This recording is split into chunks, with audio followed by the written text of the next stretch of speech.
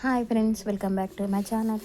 ఇవాళ క్వశ్చన్ వచ్చేసి, ఏ ఏ దేవతలకి ఏమేమి ఇష్టమో, ఏమేమి ఆరాధన చేయాలో, ఏమేమి నివేదన చేయాలో చూసుకుందామా.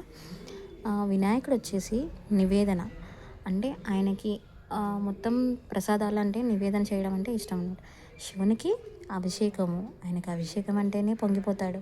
అమ్మవారికి స్తోత్రం, అమ్మవారి స్తోత్రాలతోనే మనకి దయ చూపిస్తుంది. విష్ణువుకి అలంకారం, విష్ణుమూర్తి ఎంత అందంగా అలంకరించుకుంటారు ఫ్రెండ్స్.